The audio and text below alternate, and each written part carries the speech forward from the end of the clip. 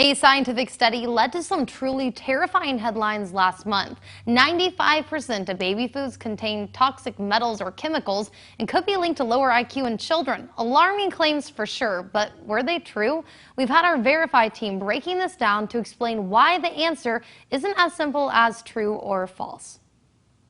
Headlines like these are frustratingly common. New study claims, report says. They attribute the information to a scientific study, but if you're a parent, you're not focusing on the word study or report, you're focused on 95% of baby foods are filled with toxic chemicals.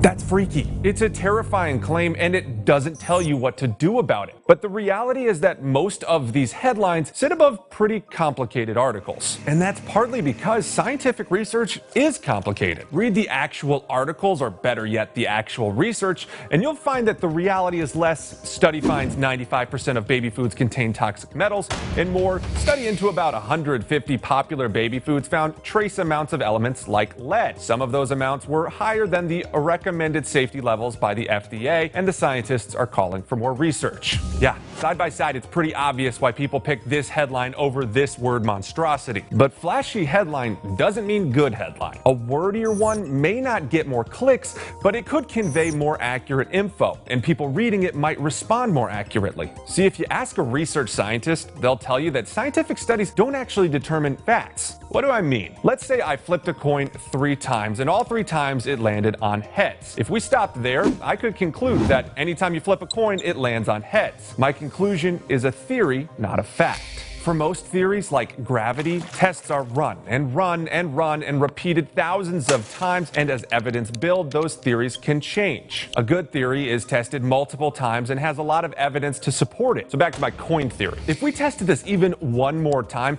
we'd see that my theory was wrong. More tests show that flipped coins have a 50-50 chance of landing on heads. Okay, Jason, if theories are always changing, how do we get completely opposite claims? You know what I'm talking about. 1984, studies say eat less salt. 2013, new studies say eat more salt again. This is confusing, but it's actually part of that same process. Our understanding of the human body and its dietary needs changed between those tests in 1984 and 2013. So did the research. That doesn't mean that either of those tests were definitively wrong. We just have new understandings that change how we interpret that data. And that's the key takeaway. When you read a headline like this, remember that one study's results aren't fact. They could be true, they could be false, or they could be some combo of both. If it's an important subject, look for more research into the claims. That can take time, but more tests and more evidence can help prove if a theory is accurate or if we need to change our understanding of it. With your Verify, I'm Jason Puckett.